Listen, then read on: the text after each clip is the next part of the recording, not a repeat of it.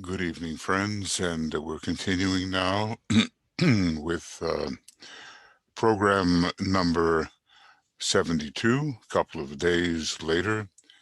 21st of February is today, and we're on page 321 and taking up the subject of the buildings in the new esoteric schools. So we begin here. In dealing today with the subject of the buildings of the two types of occult schools, little can be said, and only a general outline can be given, lest we too rigidly hold on to the exact design that the Tibetan might give.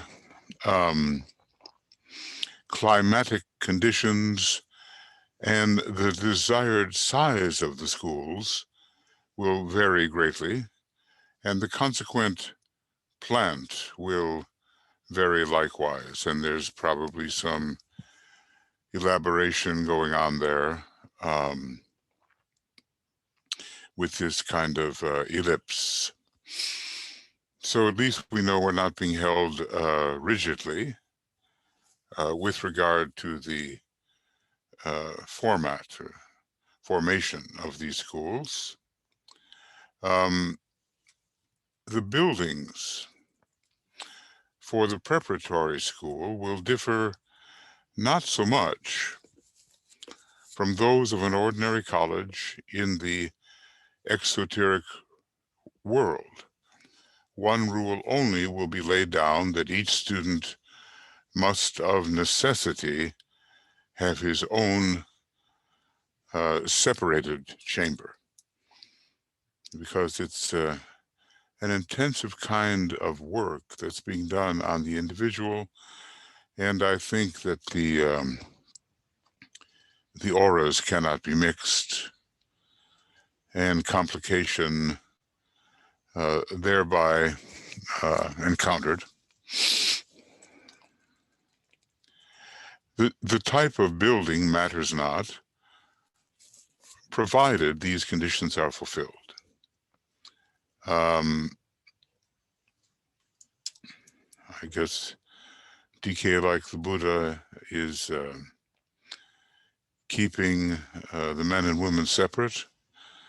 Well, really everyone separate from each other as the best method of guaranteeing that things will be pursued without complication.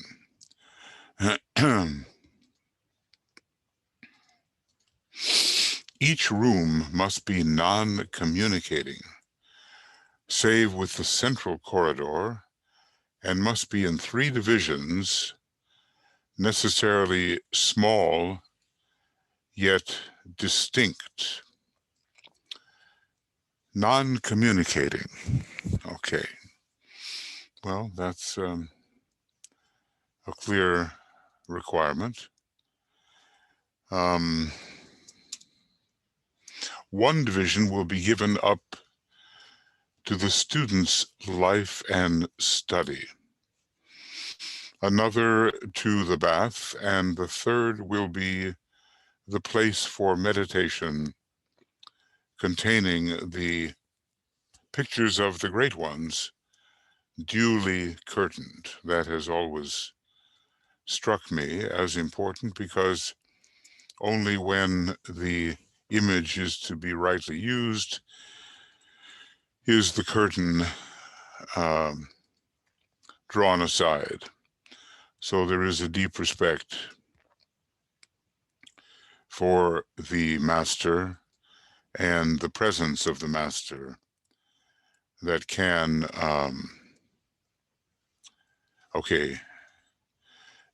be radiating through that picture.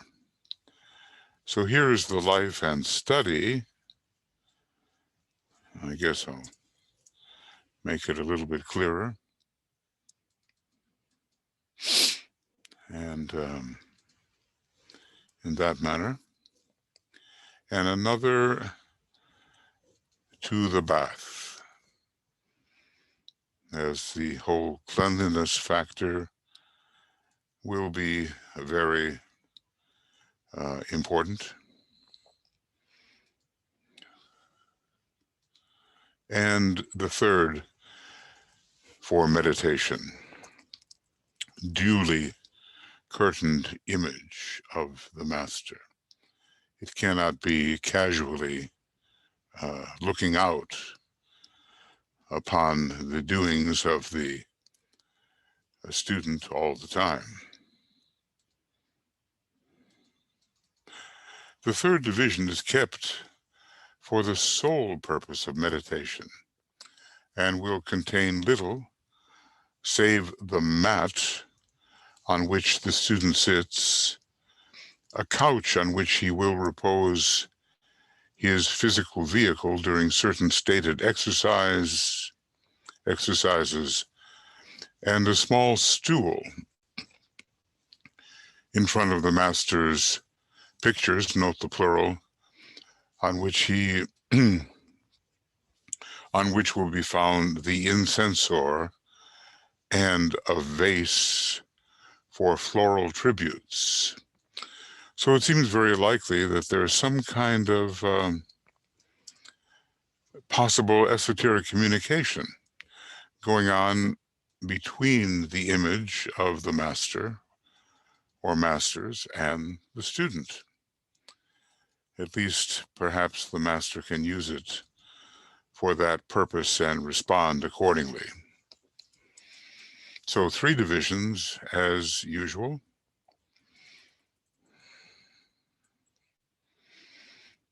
Life and study, normal life and study, the bath and the meditation room, and there will be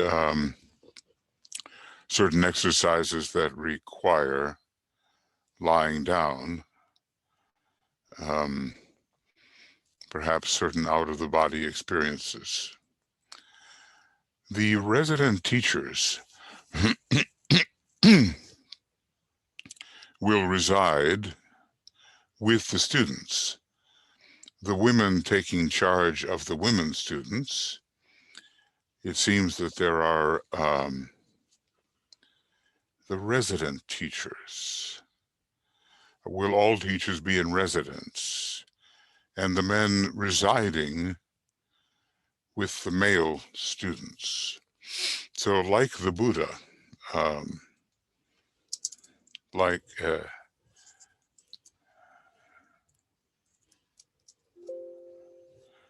this is not correct. Sorry.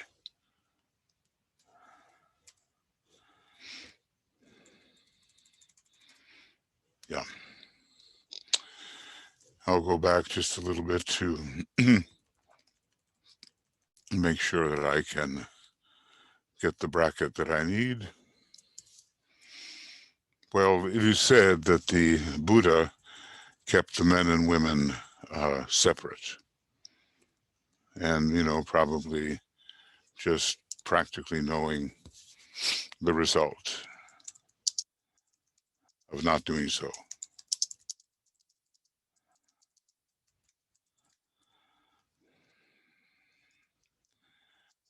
In the monasteries given to his work. Monastery.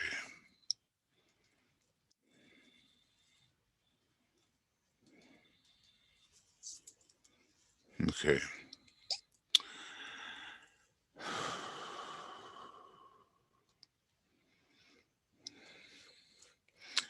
So it sounds like there are not couples teaching, because the men have to be with the men and the women with the women. We also remember that there are fewer women teachers, and maybe that says something about the residents within the school. Will there be more men than women, more male students than female.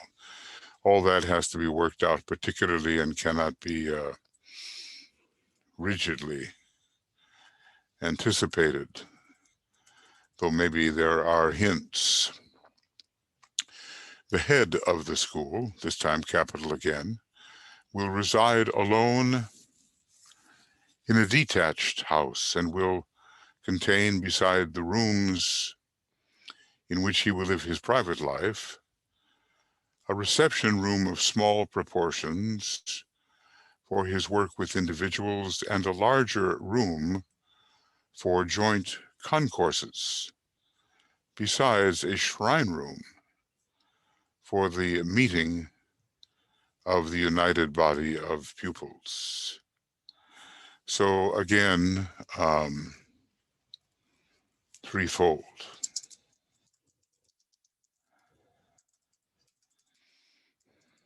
A threefold division.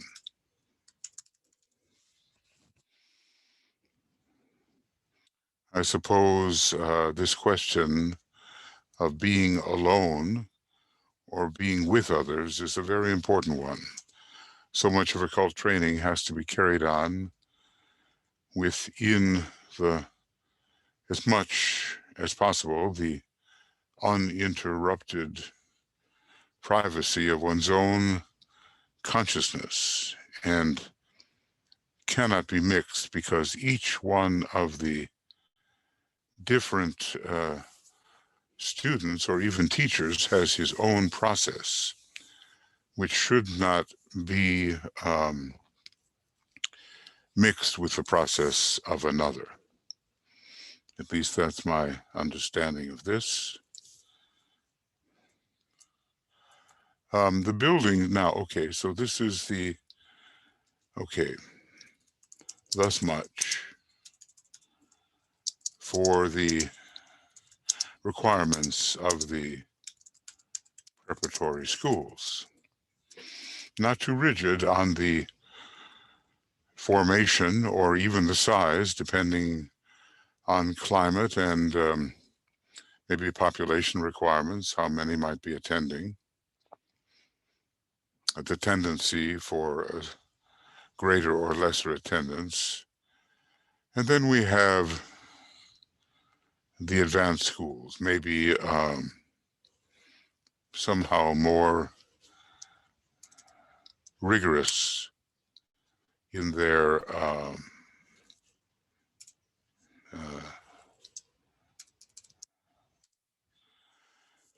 requirements. The buildings for the advanced schools, even though they concern us not intimately and immediately as yet, provide in their construction much of occult significance for those who have eyes to see. And, we'll come up to some images.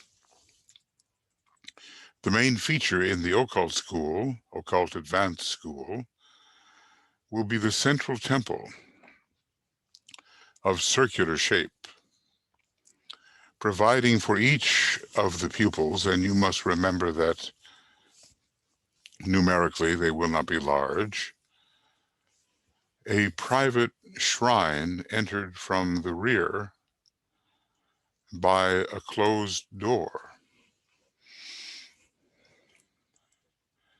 The central temple. Now I wonder if this is what we're looking at. Let's see. Something of this nature. A private shrine, a place for assembly, a central temple. Maybe more will be said.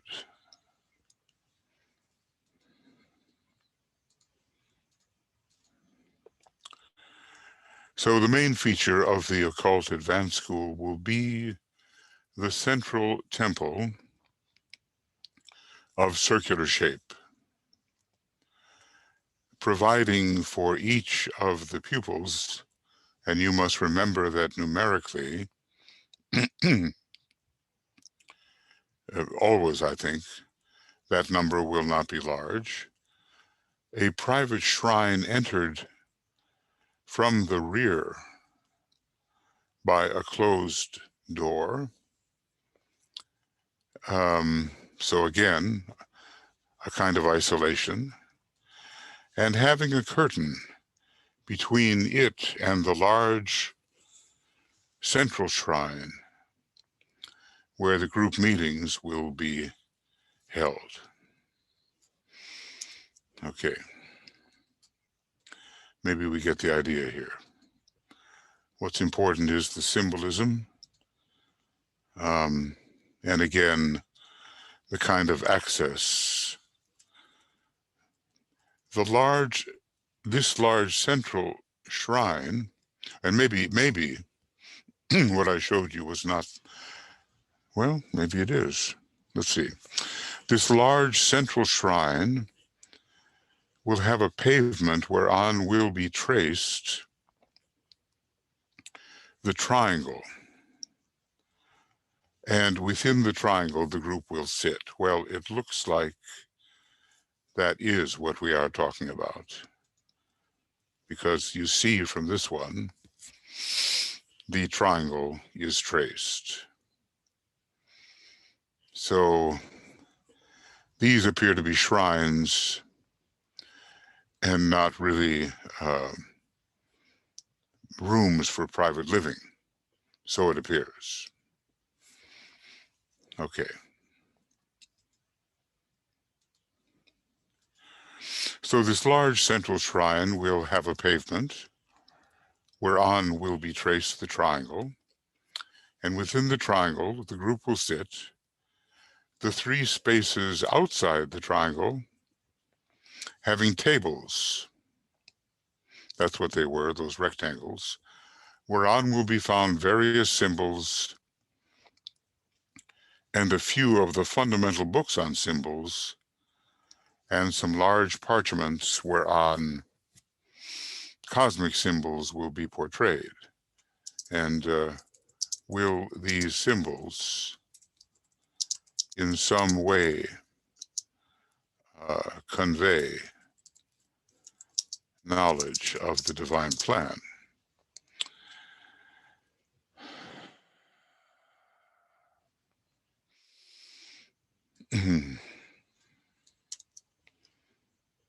So I think that does now become pretty clear. We're not looking at the divisions of where the students live. That is their shrine. And it's so separated only by a curtain, which can be drawn aside,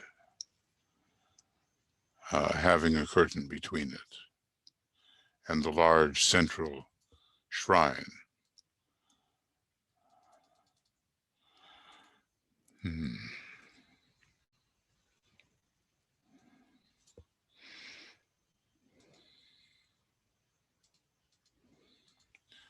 Okay. And we just looked at that diagram a few times, maybe one more time, and you will see the triangle, the tables, apparently the three teachers or guides or advisors or occult supervisors, whatever we want to call them. They're not teachers in the standard sense. And 24 students are here listed.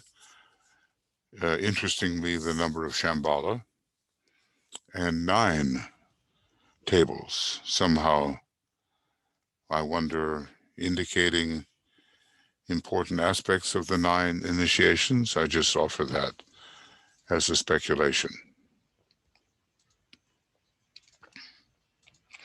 The color of this shrine will be dependent on the ray which it represents, and the curtains which separate will be in the ray color also, and each individual shrine curtain will carry the sign of the pupil's nativity, his sign, rising sign, and controlling planets arranged, however, whether horoscopically or in a list, and these curtains will be the property of the pupil, as will the mat within the shrine, which will carry the symbol of his ray, egoic, and personality. Interestingly, he rests on the mat, which gives the ray information, whereas the astrological information is given on the vertical, on the curtain. So I think, that is something to note.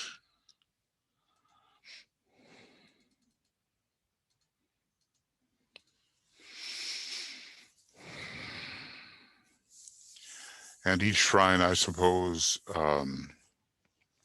has something to do with the ray quality of the school.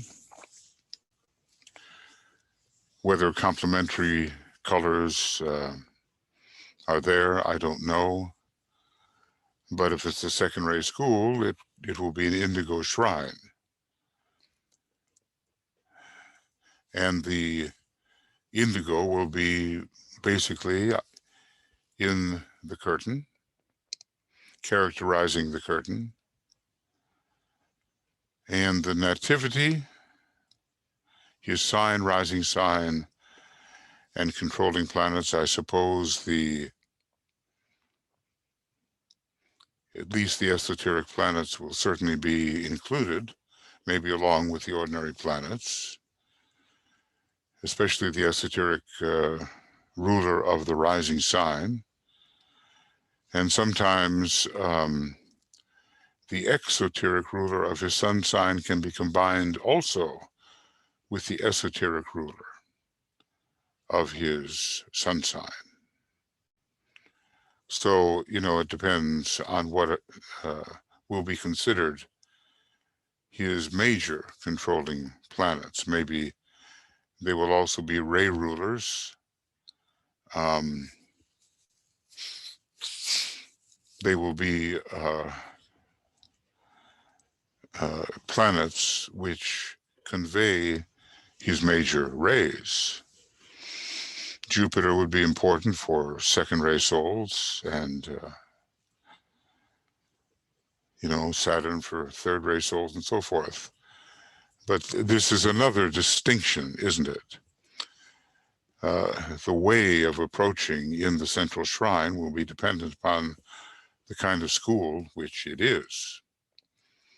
And then symbolically, the appropriate colors will be there. On the wall of the great circular passage will be found the signs of the zodiac, the four entrances standing for the four Maharajas, who are lords of karma,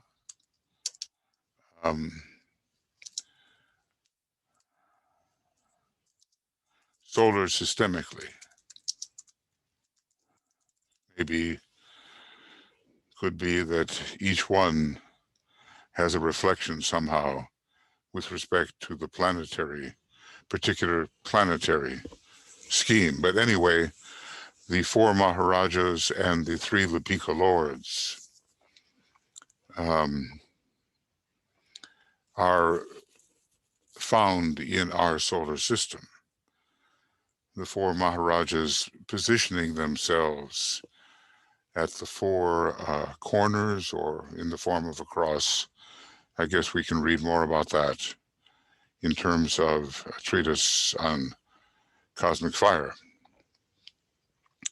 A square wall will surround the whole, enclosing a garden which will be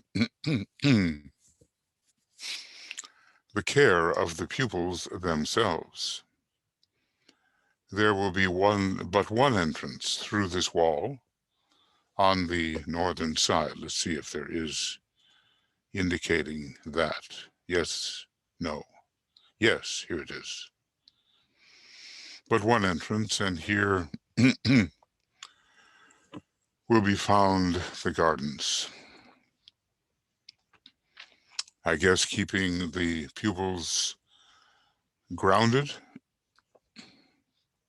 in touch with the earth, making sure that all that transpires here has some kind of outer grounded reflection.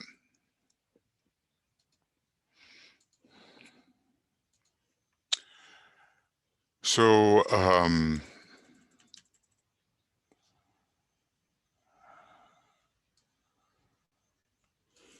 that's all depicted clearly. And apparently this kind of thing, this kind of structure should be observed. Even though the Tibetan does give some latitude, here he's giving less latitude than for the preparatory schools. Outside will lie small buildings, and maybe that should not be an apostrophe. You know, typos occur here. Outside will lie small buildings to house not more than 3 pupils. And I suppose carefully chosen. And I suppose, again, non-communicating.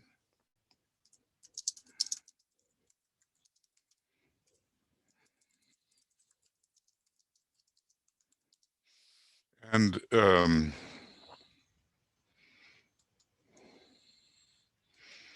the house wherein will reside the 3 instructors, only 3. The initiate head, let's see here, the 3 instructors. I guess that's all he can call them. They're not teachers in the normal sense. The initiate head will likewise have his private residence, distinguished by a domed tower at one side. This domed tower has 2 purposes.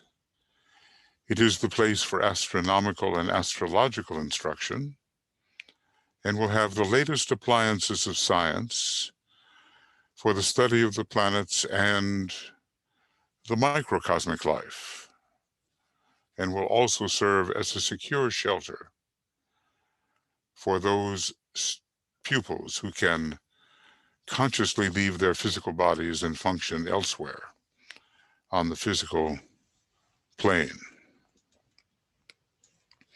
So that's interesting. I don't remember having paid a lot of attention to that the last time I read it long ago. So we have 3 instructors, but also an initiate head of the school. And he is not apparently shown as one of the circles. In other words, I think that these are the 3 instructors. And the initiate head, well, maybe this other triangle is related to the initiate head.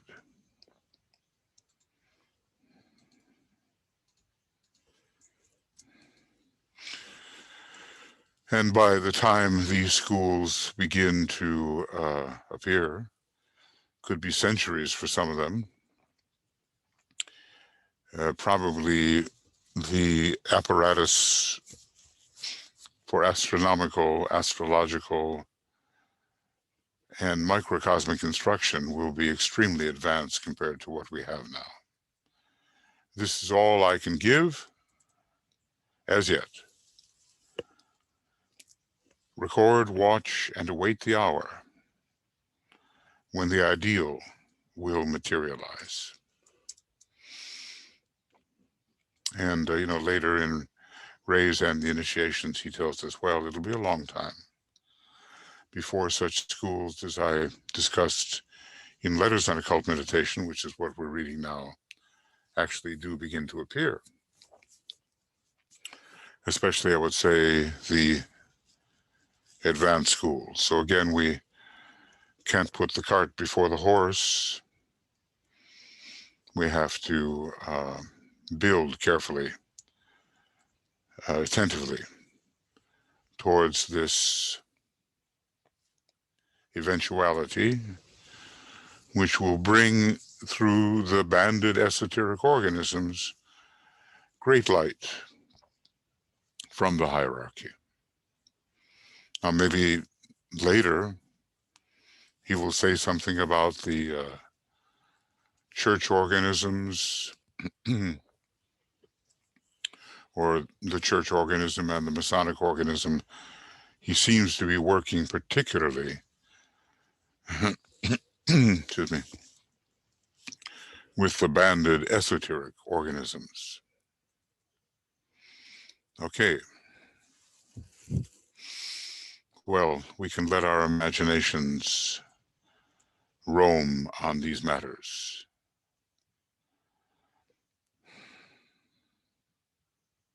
Three does go into 24 8 times.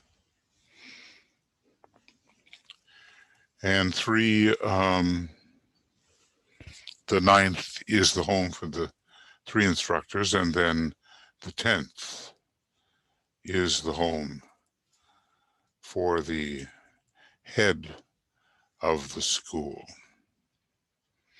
So we fulfill the number 10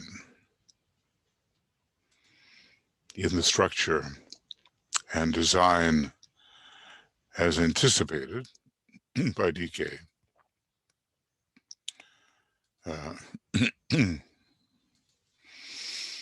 Okay. Now, there's a fourth point, and it's about preparation. So we have covered then recently the buildings. And now preparation. I suppose for entry.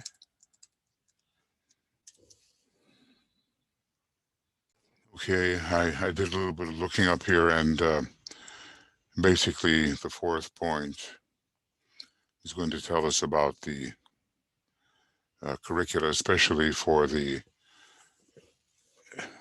preparatory school. We've dealt with the personnel. We've dealt with a number of rules, 8 or 9 rules for entry. We've dealt with the buildings, and now something that he's calling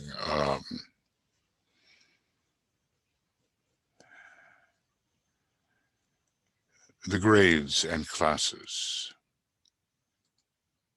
So, grades and classes. All right, that should be clarifying.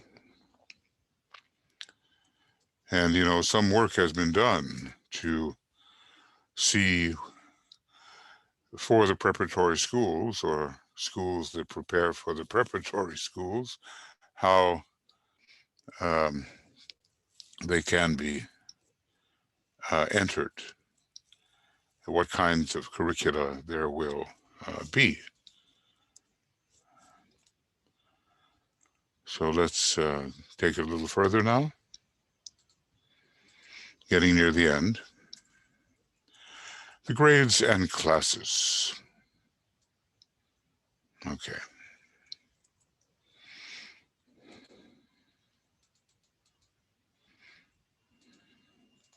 We have in an earlier letter touched upon the curriculum of the preparatory schools and have seen that the curriculum deals with the, well, that's in general, of course, not specifically, deals with the development of the lower mind and the laying of the foundations upon which to build the later work, and with the formulation, the study, and memorizing.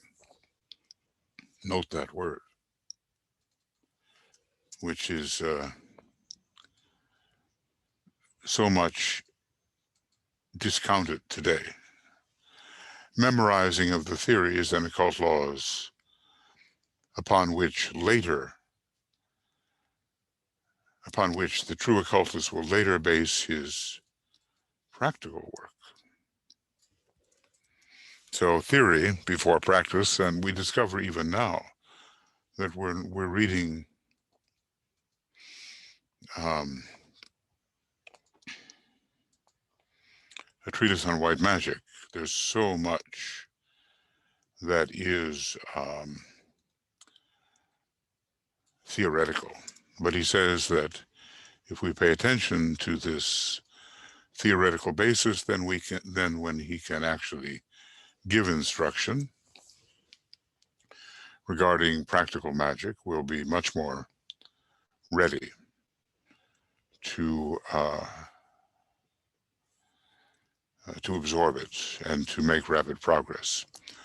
We also saw that much that was taught was necessarily closely allied with the exoteric teaching of the world and necessitated the school being in close touch with centers of modern thought. He's summarizing here for us the location, near a body of water and a major, I suppose, cosmopolitan center where so many contacts can be had, and the student can come microcosmically to know himself. Today, I seek to point out certain things that will be seen in the scheme of the student's work, and to show the method whereby he is gradually led on until he is fit to pass on into the more advanced college. So this, whatever he's going to show us now, has to do with the preparatory school, because then, after we learn about these things, and after the student applies them,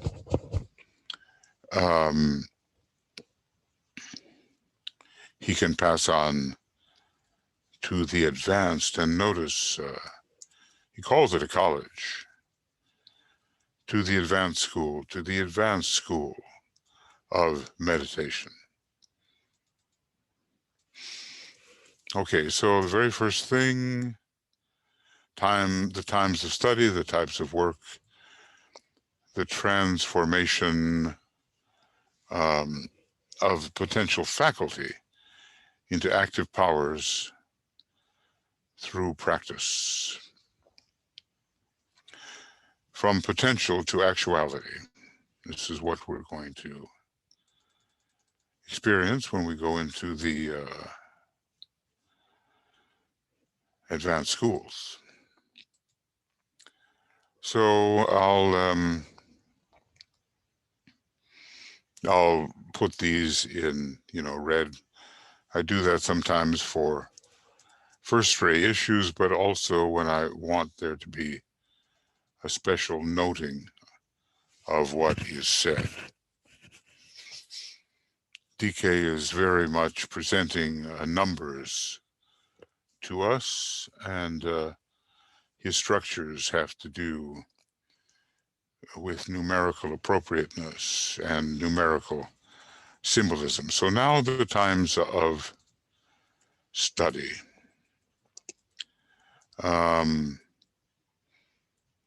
All the work, okay. Let's see here.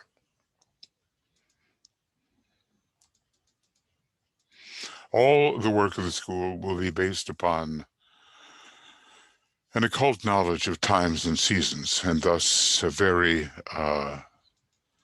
a seventh ray approach. And two things will be carefully adhered to. The school year will be divided into two halves.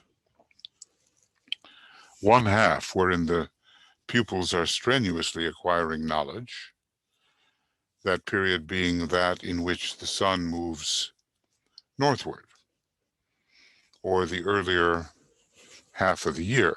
And that's regardless of where you live. It's a global idea. And it doesn't reverse itself if you live in the southern hemisphere. At least that is what I have gathered. And in the Moria Federation, we try to at least adhere to this. And following, a second half separated from the earlier by an interval of 6 weeks, wherein he assimilates and puts into practice that which was earlier imparted.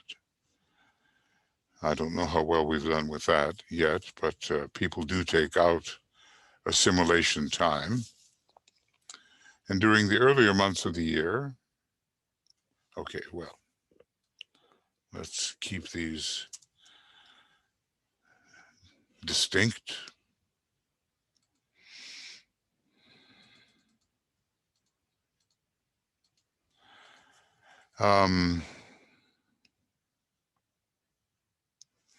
Yeah, during the earlier months of the year, he goes through a drastic system of reception, of learning, of hard study, of accumulation of facts, and of concrete knowledge. You know, and he is in that kind of, or proximate to that kind of center where lectures are being given and so forth. He attends lectures, he wades through many books, he studies in the laboratory, and with the aid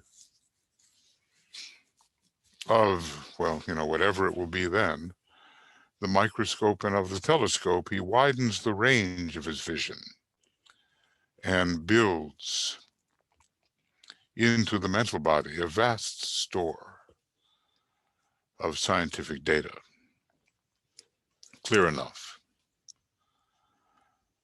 So it's not a constant barrage of learning. This is the part of the year given to the learning. But later comes something else. During the 6 weeks vacation, he is recommended to rest entirely from all mental effort, save his association with the practice of the imparted occult meditation. He mentally follows the cycle and goes into pralaya temporarily. And this, of course, is the part of wisdom. I'm remembering one of the students of DK came to him in a condition of brain fatigue. He was a third-ray soul, and I guess given to the constant active assimilation of knowledge. But DK had to tread lightly with him and not give him too much along the same line, more along the line of psychic development than along the line of active work that involved his strain upon his physical brain. Okay. Then, at the end of the 6 weeks, he returns to his work with the object in view of synthesizing the mass of information, of perfecting his comprehension of the facts earlier studied, of practicing that part of the occult lore, permissible as not all is, with the object in view of becoming proficient and to discover his weak points. So this is a period when the urge to synthesis is operative, just as he says here, systematization, really organizing it, you know. And maybe I think I should put that in a different color, because it is a practical side. Okay. And what else does he do during that time? He writes during this so-called dark period, you know, whether or not it's dark or light hemispherically. He writes during the dark period of the year the themes, the essays, the books, the pamphlets, which will embody the product of the assimilated information. And the best of these books will be published yearly by the college for use by the public. And in this way, he serves his time and generation and educates the race toward higher knowledge. Okay. It doesn't sound particularly easy, does it? I don't think so. But it is, Master Moria has said that rest is a change of labor, and it looks like DK is adhering to that.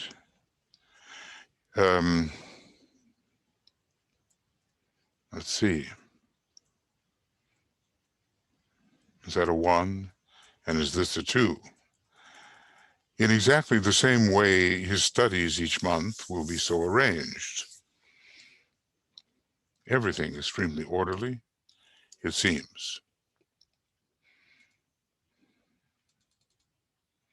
And a real respect for the times and the seasons.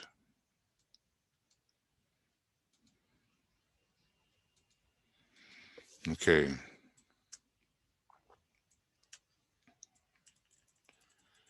In exactly the same way, his studies each month will be so arranged that the harder part, dealing with the higher mind, will be undertaken during the part of the month which is called the bright half, whilst the work of the dark half will be more given over to the things concerning lower mind and to the effort to hold the gain of the previous weeks. So here is again a division.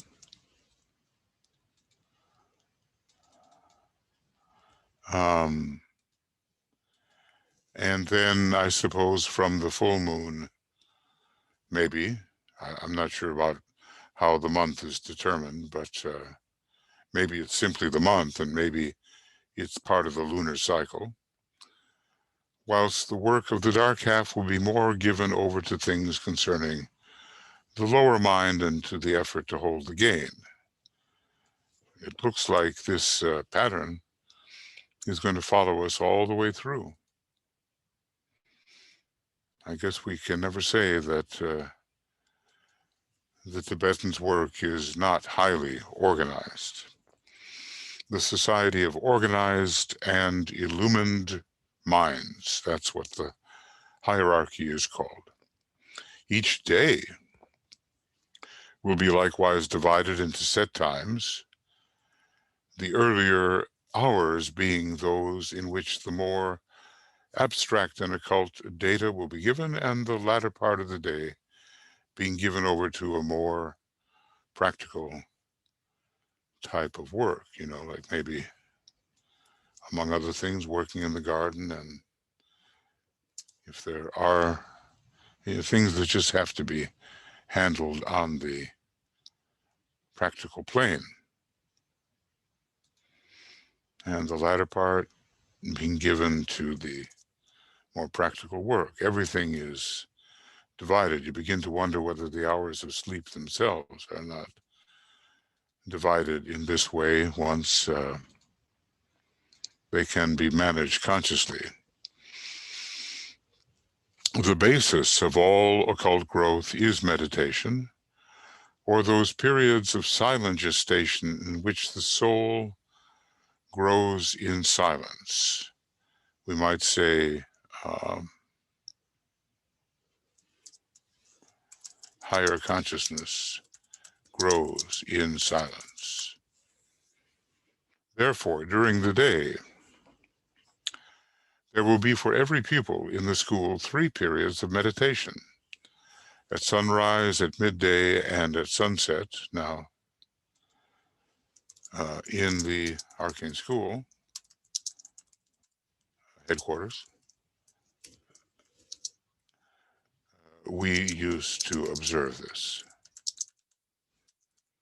3 periods a day.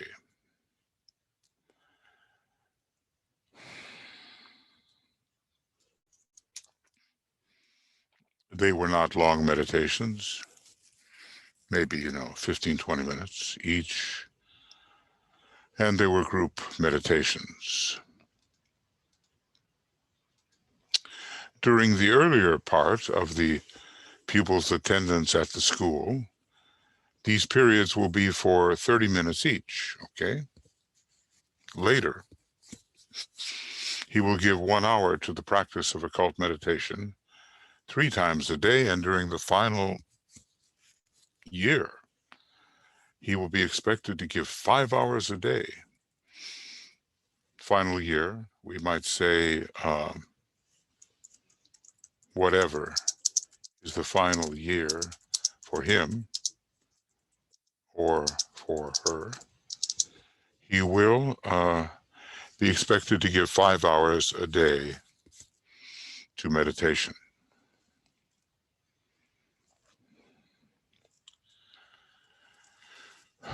30 minutes, 1 hour, and 1 hour 3 times a day. 1 hour 3 times a day, 30 minutes 3 times a day, but not 5 hours 3 times a day. Just 5 hours in the day.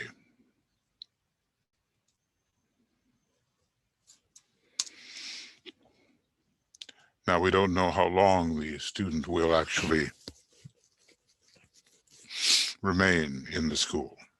Somewhere it starts to talk about that in terms of his experience, qualifications. It might be as little as 1 year, I believe, depending on what kind of work has been done in previous experiences and incarnations. And notice that it's not just a question of 5 hours a day. Finally, there's more to it. When he can do this and get results, that's the key. Get results. Then he will be able to pass on into the advanced school. It is the great test and mark of readiness, so passage to the advanced school depends largely on meditative readiness.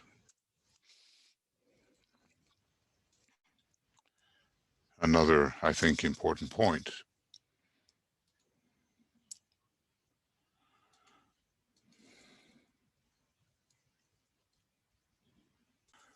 Maybe some of us can look ahead and feel ourselves in one aspect of this work or another. Whether as a student in the preparatory school or a student in the advanced school, or, even earlier, maybe as an instructor in relation to the preparatory school, or later, maybe as an instructor in relation to the advanced school, and then who knows where that might lead in the future. But it is kind of a destiny to be involved in that aspect of education, a complete occult education of the kind that can be offered, and leading to, I think, true initiation finally at the 3rd degree. I'm not sure about whether these schools, advanced schools, can take a pupil into the 4th degree. It would depend on what the word 1st and 2nd degree mean when speaking in terms of the advanced schools. The hours of the school will begin at sunrise and end with sunset. And I would suppose, looking at Sweden, well, maybe we're talking about the advanced school, but looking at Sweden, sunrise can come very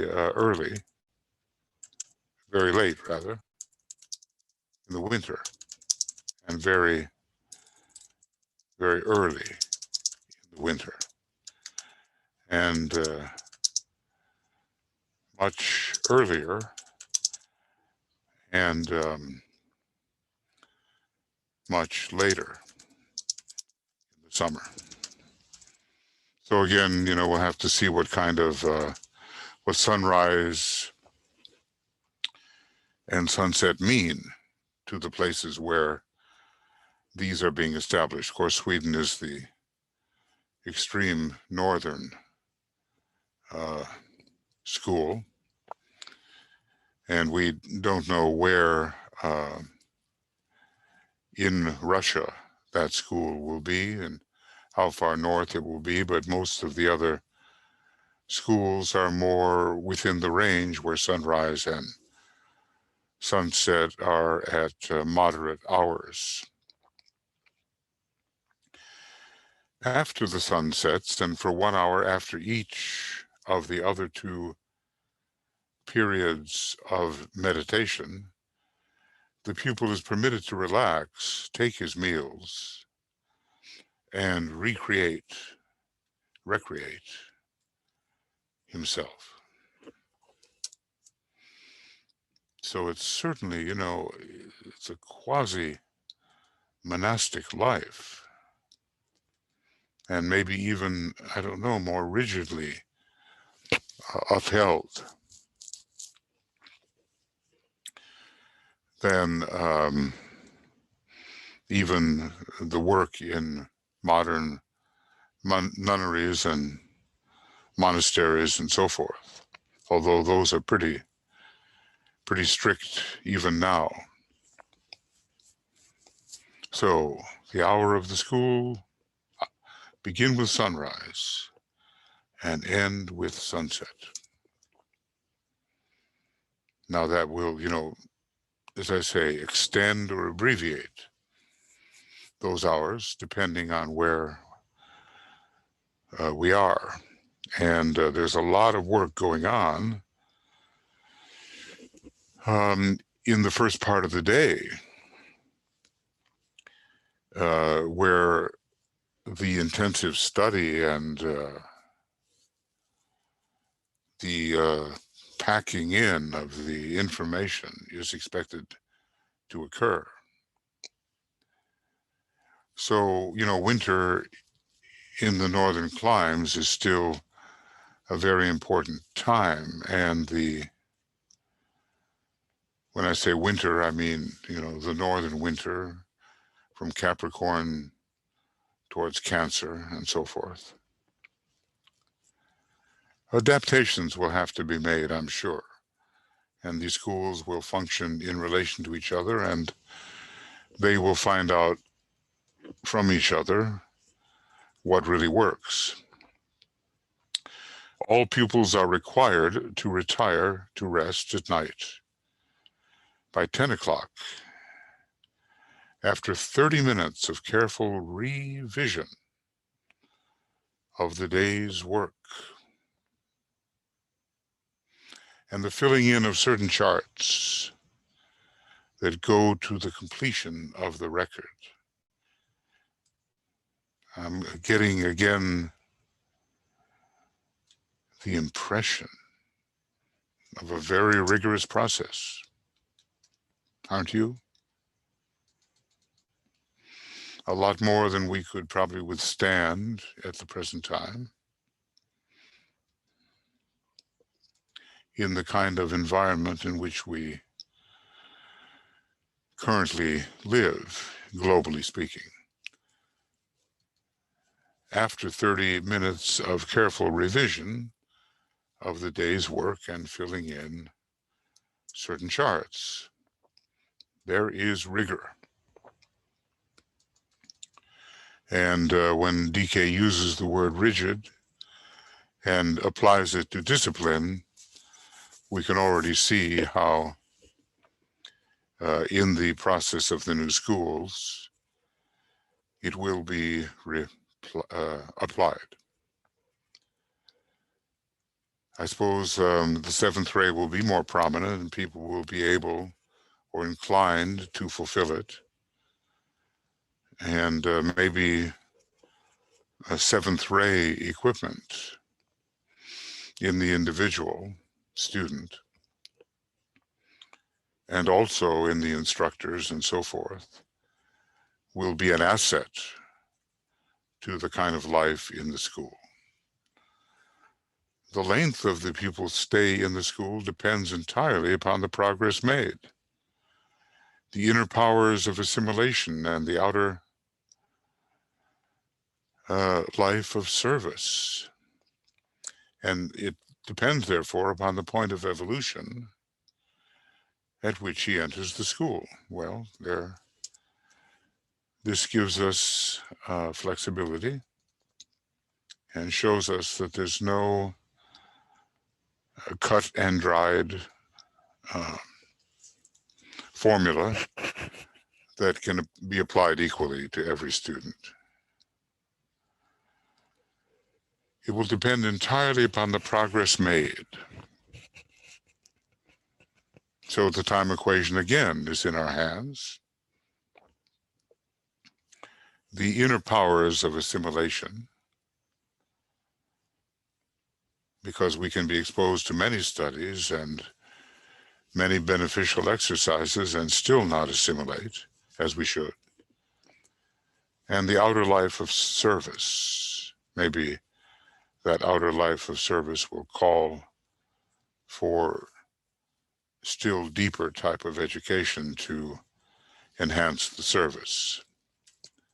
Those just entering the path of probation will be there for 5 to 7 years, and on occasion, so now we are talking about this as the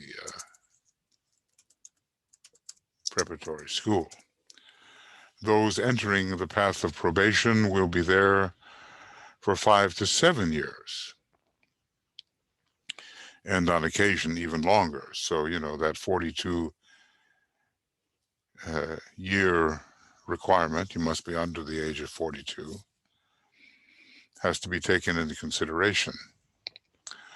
Those who are old disciples and those who have taken initiation in earlier lives will be there but a brief time, pushing rapidly through the curriculum and simply learning to produce for use the knowledge previously stored. So here, the path of probation, 5 to 7 years. Well, look at what's required in a university today, especially if you want to take a master's degree or a PhD degree, and on occasion even longer. All of this has to be assessed by the initiate head, or at least maybe by the master behind the school. The head of the preparatory school has to be at least an accepted disciple, right? So whatever is the requirement for those capable of assessing how long a student must stay, that assessment must be made. And then there are the older disciples, and we're reproducing, these older disciples are reproducing what they've already learned in a way. A brief time, pushing rapidly through the curriculum. What is a brief time? The period of their stay will be anywhere from 1 to 5 years, and usually about 3. Okay. Their innate knowledge will be developed by encouraging them to teach the younger brethren.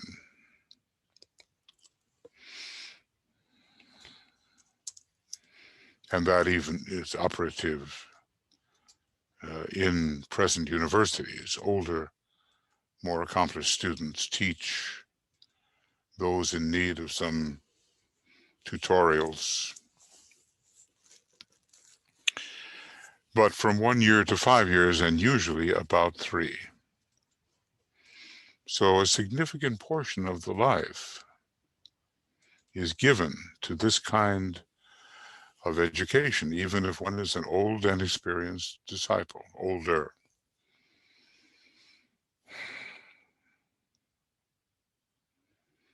And 5 to 7 years otherwise, and maybe longer. So anywhere from 1 year to more than 7 years will give the span of the times of the stay within the preparatory and advanced school. And always that number 42 looms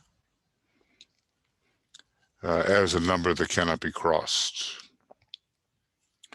So I guess it has to be considered whether one has to enter a number of years before 42, or whether if one enters under the 42 years, one can continue beyond the 42 years. A pupil passes out of the school not as a result of an exoteric examination, but simply on the notification of the head of the school, who bases his decision upon esoteric results in the body of the pupil,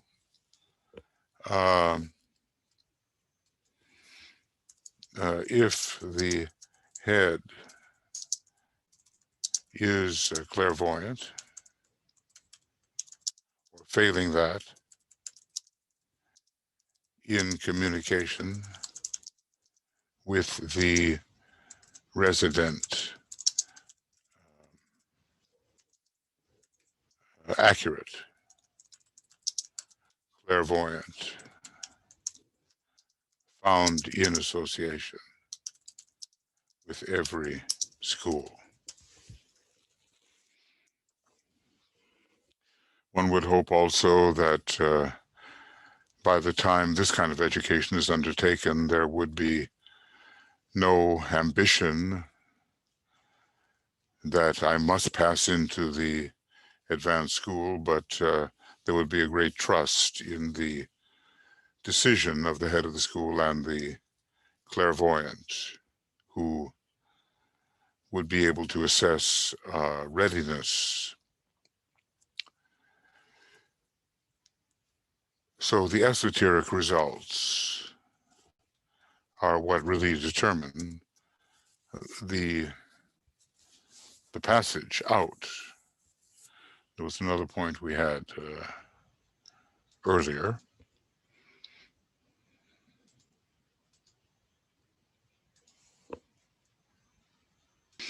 Yes, and that other point was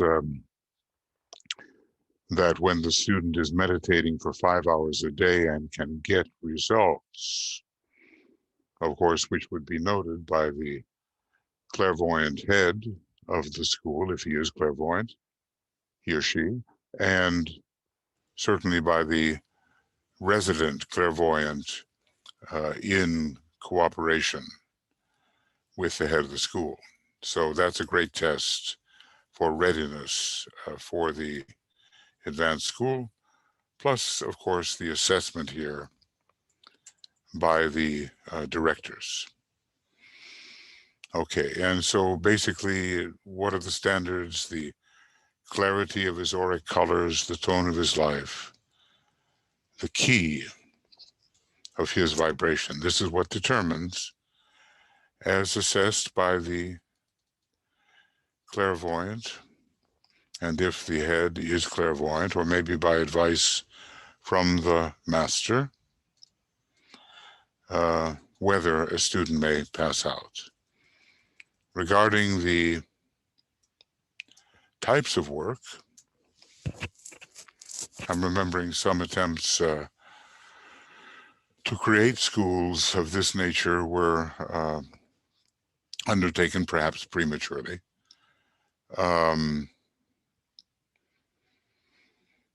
They weren't, of course, couldn't be the real esoteric schools of meditation until the great Lord again walks the earth, which is in his Maya Varupa, which is not yet the case, at least in terms of his visibility.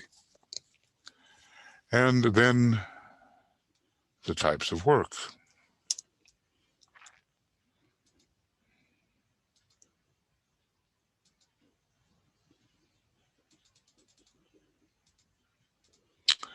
So first and foremost, the practice of meditation as laid down in these letters, as may be apportioned by the head of the school. Once or twice a year, the initiate head of the school, to which the preparatory school is allied, and this is the initiate head of the advanced school, will pass the pupils in review and in conference with the head of the school, which is the preparatory, will apportion specific meditation adjusted to the pupil's need.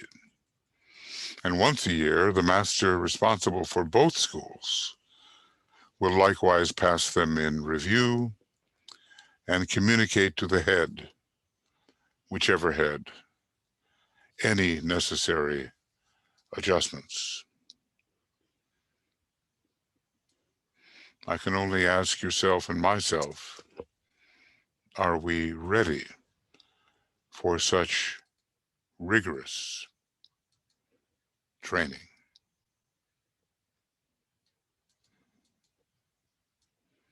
And are we ready to place our trust in those who estimate our general readiness?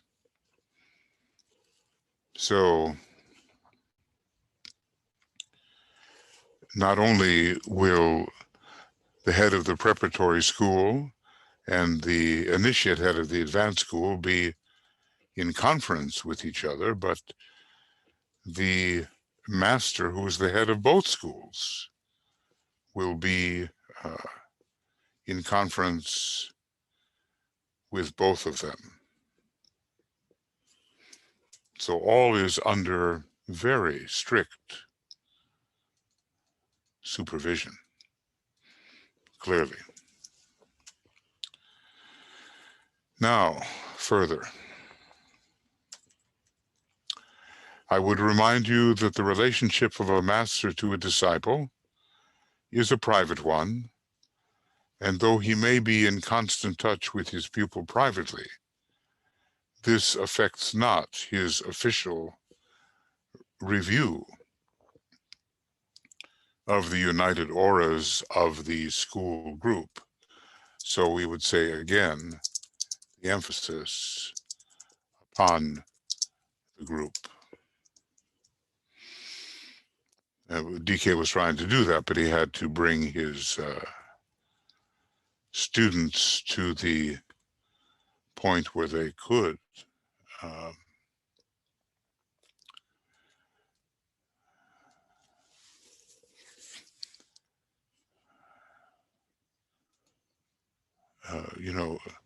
really subject themselves to group work. So types of work, and then, okay, this is important. And then there's going to be a second point, and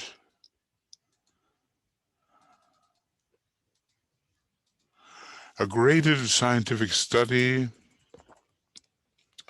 of the microcosm, including the following subjects, using, the microscope, or I guess whatever sensory extenders may be possible by that time. But the minute comes under consideration here. Now this is the, we're talking of the preparatory schools here. Sometimes he switches back and forth quickly. The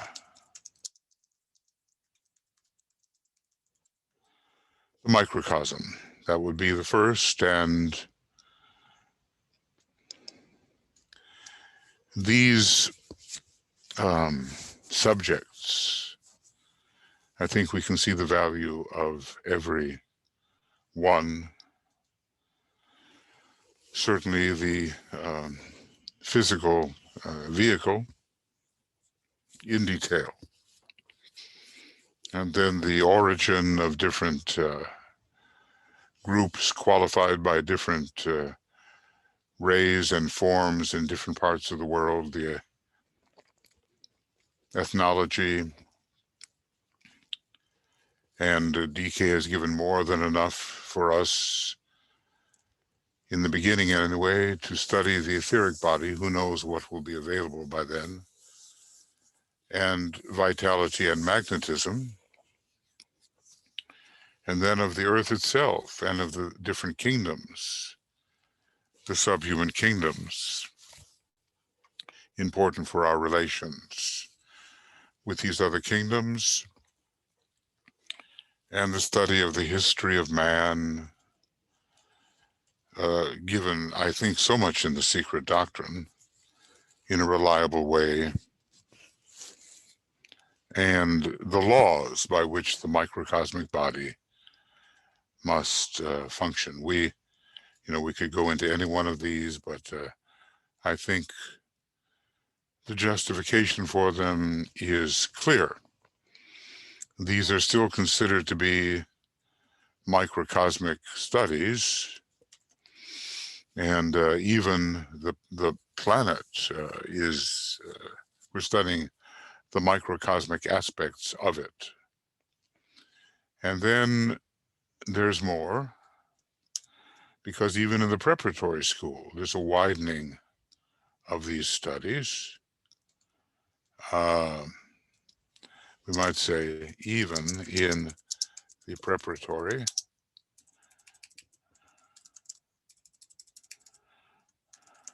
Cool.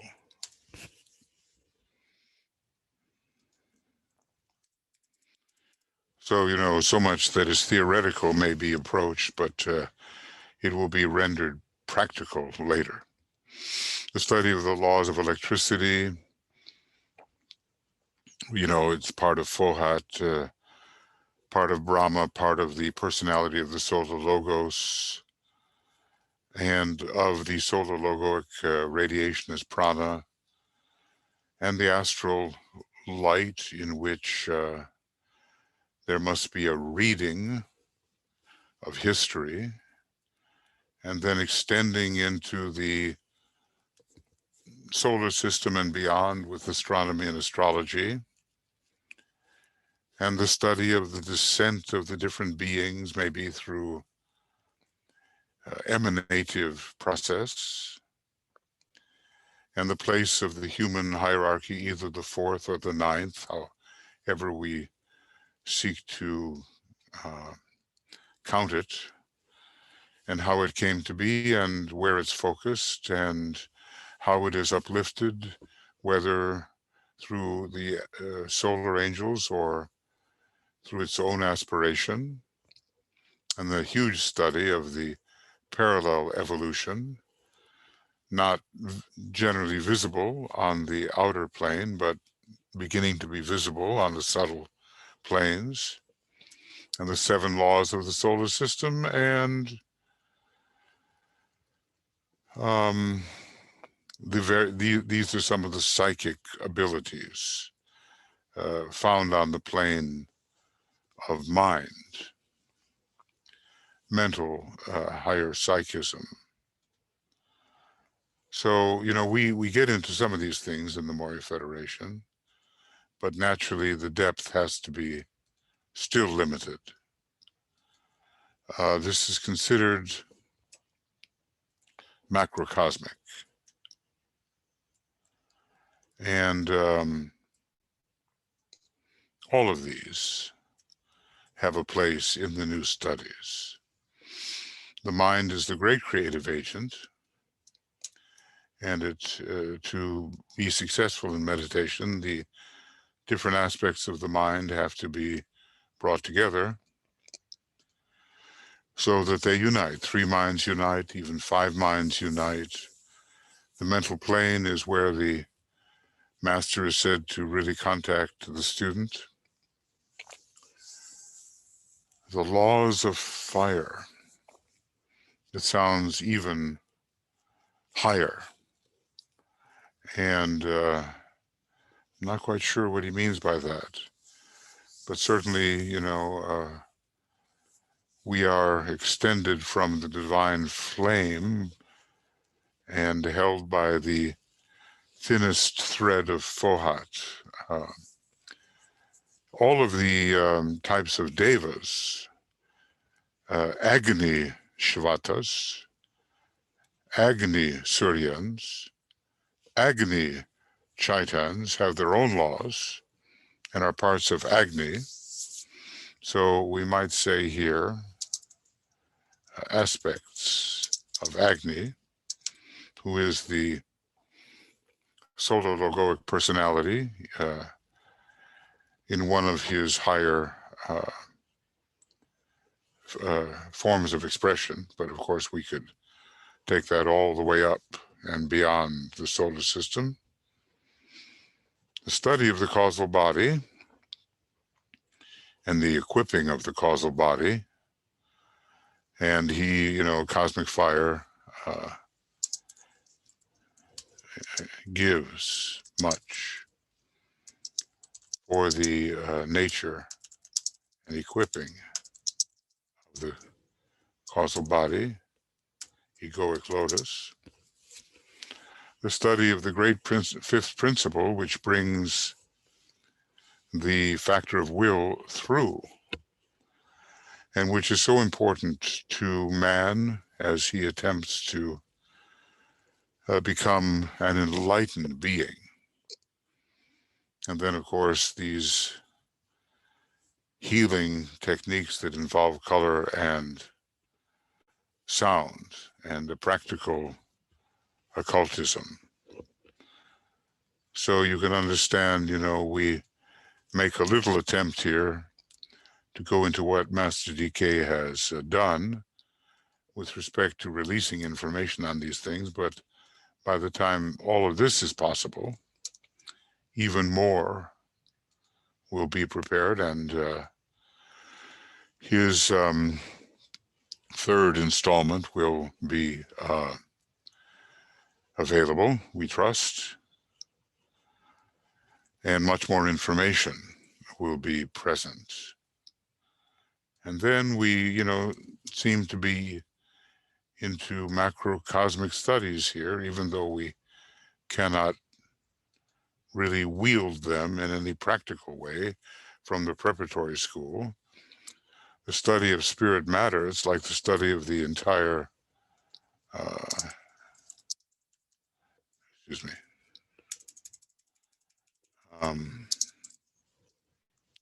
the entire cosmic physical plane. Then getting more into the mathematics of things that take us toward intuition, the studies of numbers and symbology, the study of higher mathematics with the abstract mind, the study of how to put all this together, the laws of union. So this gets us from Raja Yoga to Agni Yoga. I'm being so very brief here because naturally, if you're going to spend 5 to 7 years on average as within the preparatory school, you're going to enter into these things in great depth. And the study of the laws of sex, the factor of, let's just say, on all levels, the factor of fusion, which is a higher example of the way sex is usually considered in a strictly outer and physical way. And then I wonder how many of these there are. Now in this 1, 2, 3, 4, 5, and 6, looks like. Something like that. Okay, psychic development, as I say, is simply to give a quick indicative, quick indication of the value. But the value is obvious to all of us. Practical occultism, the study of, even though the full application as it will be found in the advanced school is not there yet. Psychism, so we can understand the difference between lower and higher psychism and control the lower if need be and utilize the higher. Study of the astral light and the Akashic record, which will effectively be towards the understanding of the history of the planet and of our individual history. Study of mediumship and inspiration, the contact with the higher beings, past lives by approved methods,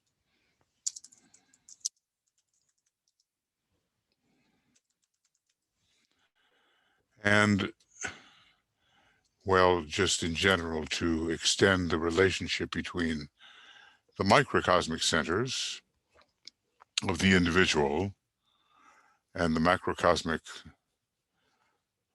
centers. which are planets, suns, cosmic logoi, supercosmic logoi, and so forth. So we might say relating the very highest centers we can conceive with our individual centers. It's a lot of work, isn't it? You can just not be blamed for saying, whew, it's a lot of work. So then getting involved in the practical work, which in the Mori Federation, we try to bring that in right away. And certainly in the Arcane School and the higher quality esoteric schools from the Bailey and Blavatsky tradition, School for Esoteric Studies, and some of the work done in the Meditation Mount, and the true esoteric schools that are preparing for the preparatory schools. So how do we serve? How do we serve in groups? And how do we assess what we've done during the day or during the year or during 7-year period or a decade? Review work. And work on the subtler bodies with a view to producing continuity of consciousness. He's already given that methods to us in Discipleship in the New Age Volume 2, the study of magic. And getting into white magic gives us that, even though the exact formulas are not yet given. And the study of the seventh ray, under which this whole regime of study, meditation, and service is occurring. These are preparatory schools we're talking about, but they are extensive in their demands. So you will see for yourself, he says, that when the pupil has completed the above curriculum, he will be a potential magician to be worked out, let's just say, in the advanced school.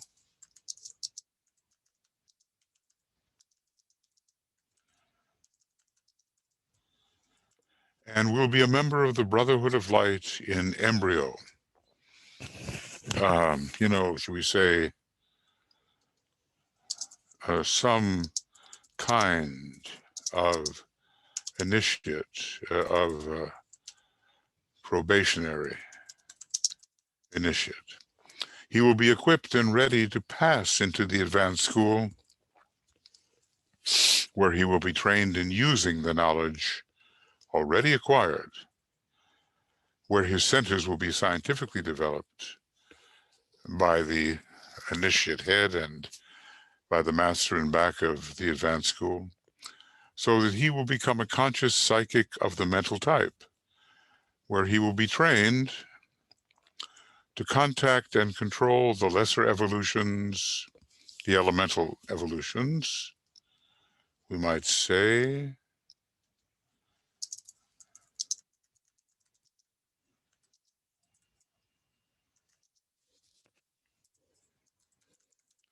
and to cooperate with other evolutions. Notice the word cooperate when it comes to the devas, and not the word control. Although maybe there are some lesser devas where the word control would apply.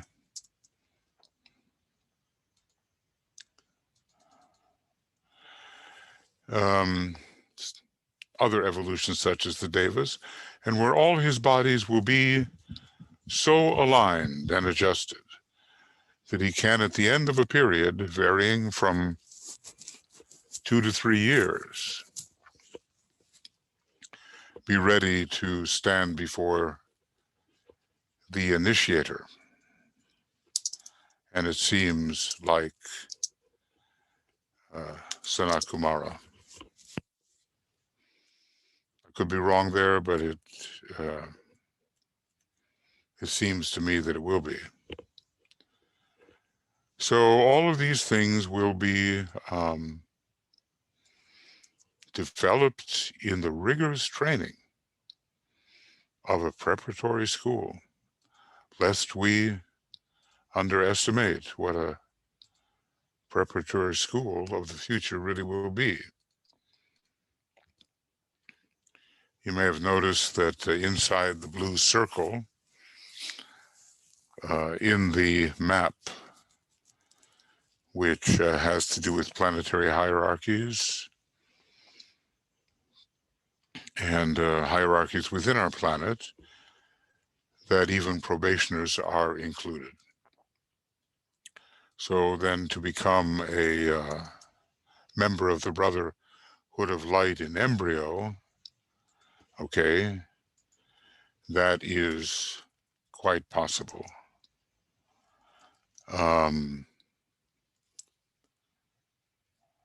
So here's what I mean by that, you know, this is a map of planetary and even solar hierarchies, and notice the blue circle.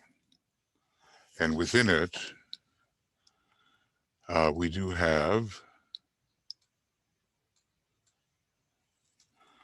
4 grades of initiates, 1, 2, 3, 4, various grades of disciples, and even people on the probationary path. And this is the hierarchical circle.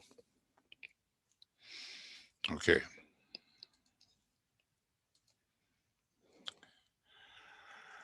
So he really will be equipped, and in the advanced school, he will have the occasion, the opportunity to render all this knowledge into real faculty, what he can do. And with other evolutions as well. And eventually, within a period from 2 to 3 years, be ready to stand before the initiator. Now, remember that the duration, well, if we were talking about an advanced school, if we were speaking of an advanced school, but since we are speaking of preparatory schools, the initiator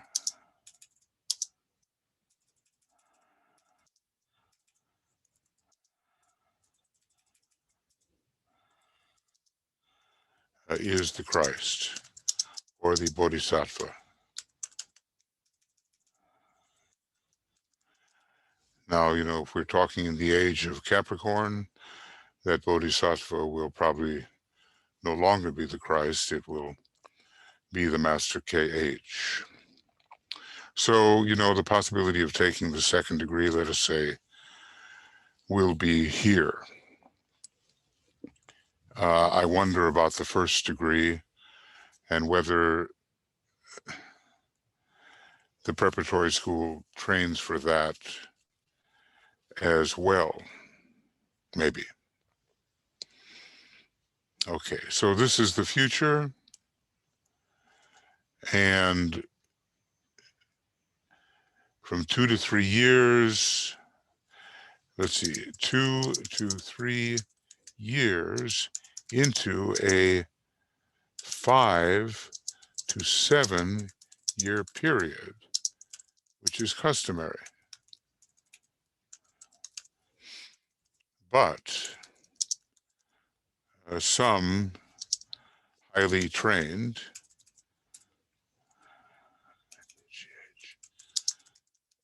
disciples may spend a much briefer time in the preparatory school, in a preparatory school. Okay, well, I hope we have gathered enough out of that. I think there, with some of the earlier attempts at starting this kind of school, preparatory schools, even thinking that they were truly preparatory schools, a lot of work has been done in fleshing out this curriculum, but you get the main idea, I think,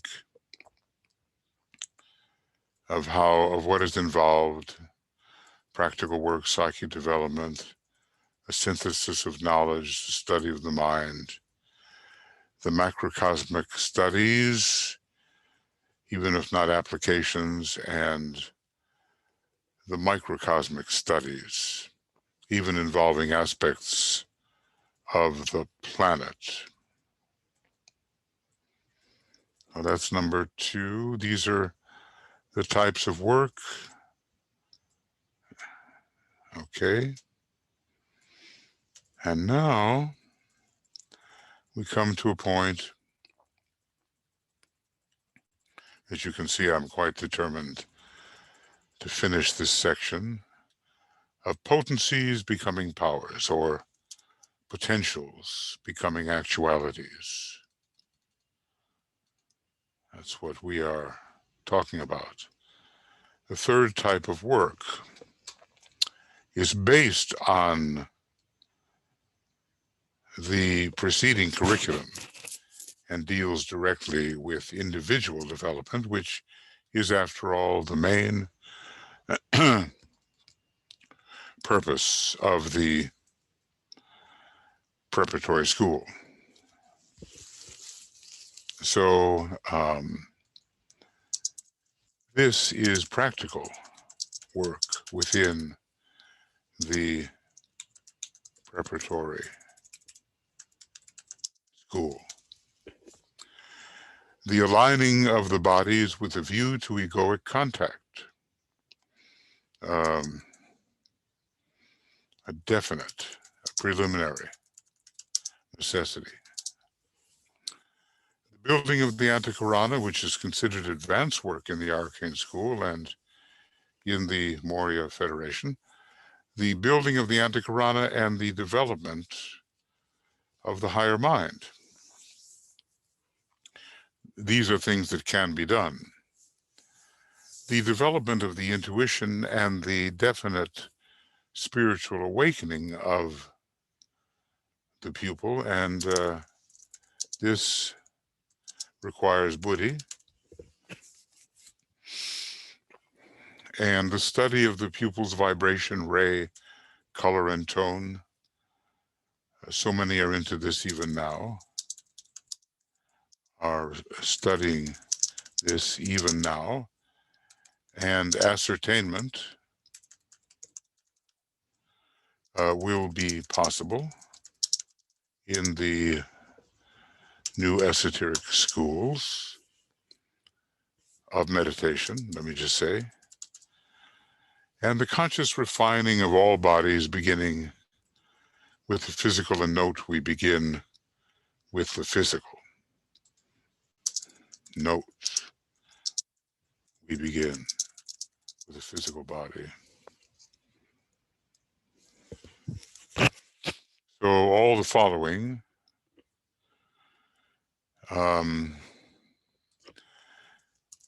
these following 5 are possible within the preparatory schools.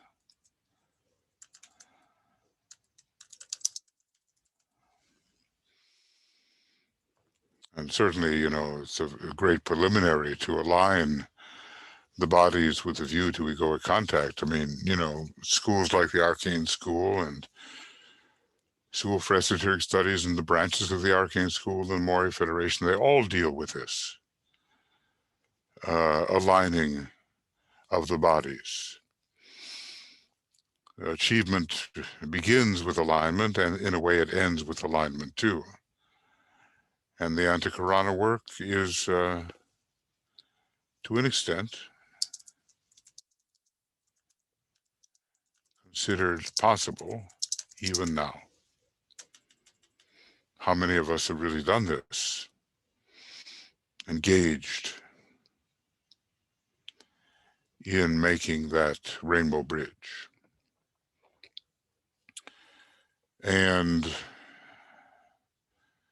first, the abstract mind, perhaps, must be awakened, and then the intuition. And a real awakening occurs within the realm of buddhi. And the more buddhi we find absorbed within the egoic lotus, the more awakened we become. When these matters are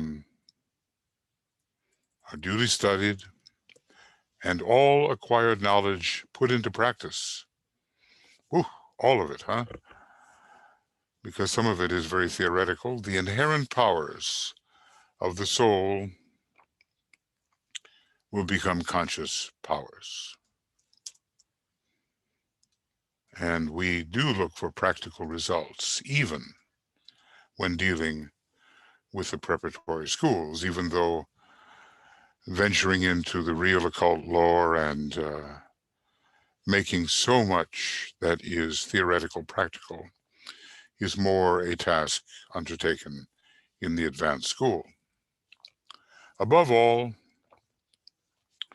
will the emphasis be laid upon the fact that the white magician, notice how he brings that together now, because basically one is becoming a white magician if one can render theory into practice, is he who utilizes all power and knowledge in the service of the race. His inner development must be expressed in terms of service before he is permitted to pass on into the advanced school. Well, there may be little ambiguities here and there, and the potential to misunderstand the technicality here or there, but at the same time, there is so much that has been given that we maybe can understand the future towards which we are striving. I've indicated enough to provide much room for interested speculation. And that's what we've been doing together here. We've been giving a form of, presenting a form of interested speculation.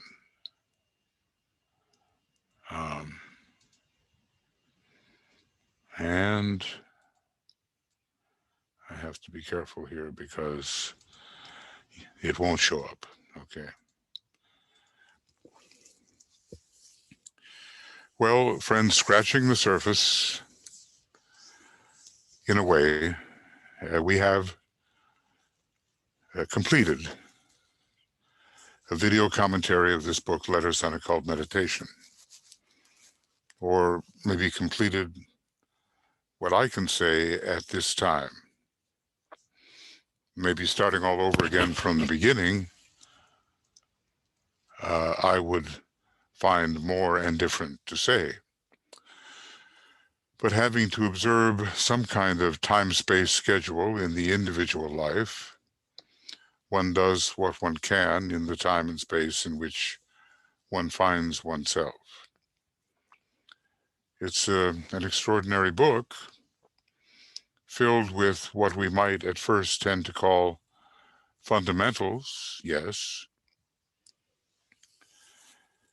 but very deep indications and in detail that really can be used as a basis for work in the new preparatory schools when they actually do appear. That will be at a time either beginning with or following the reappearance of the great Lord and his hierarchy and their disciples, noticeably on the physical plane. And meanwhile, there are so many negativities that we all have to overcome as the forces of obstruction attempt to block these beneficent eventual developments. So, think of it, the kind of demands that are placed upon the student, even in the preparatory schools. And let's not think, oh, well, we're doing enough right now, because we're not. We're not preparing in every way that we might. Of course, I know our lives are difficult, often, and there are many karmic factors to be dealt with, and time is of a premium, but our sense of values has to increase so that we really spend our time on those matters which are essential.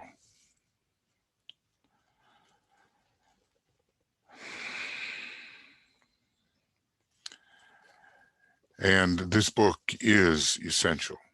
Every one of them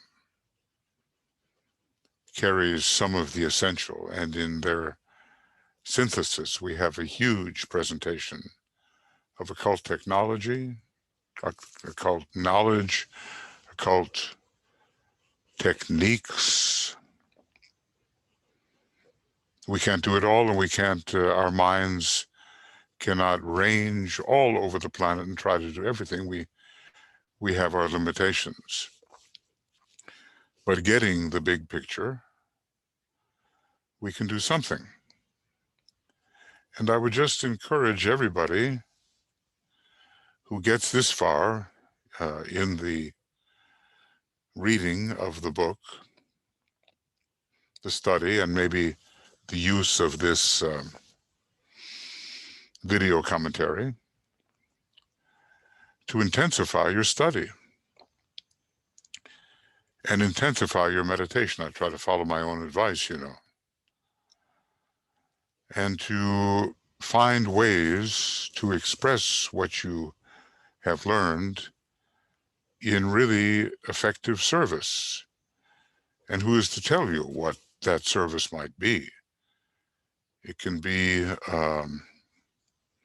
an inner service, as the spontaneous radiation of the soul.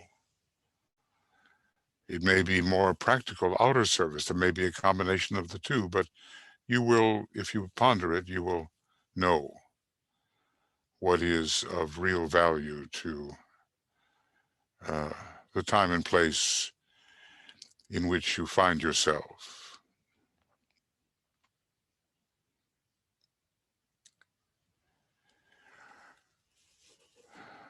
So I'll leave you with this now, and remember that you do have a written commentary on all this as well.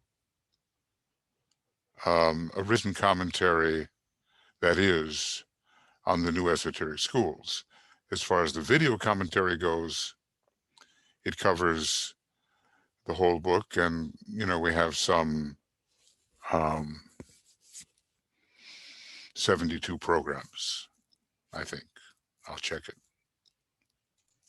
Yes, so indeed we have completed program number 72, the last one of these programs, and before these latter programs have been offered, letter 10 and letter 11 have been commented upon. So you can take them in the order you like, but I thought I would end with the new esoteric schools since I've done so much work on that previously.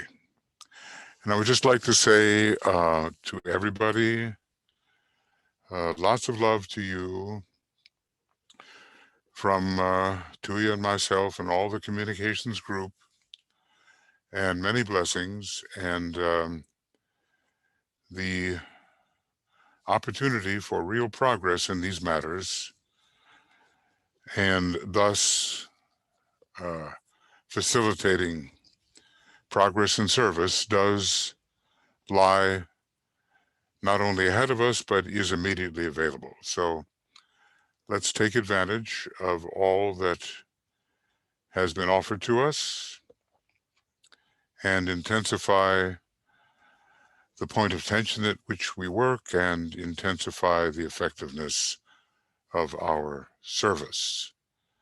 As Master DK, I think, said is his final few words, he said, "Work, my brothers."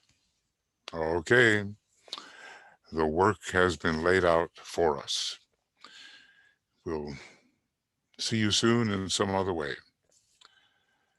Bye for now.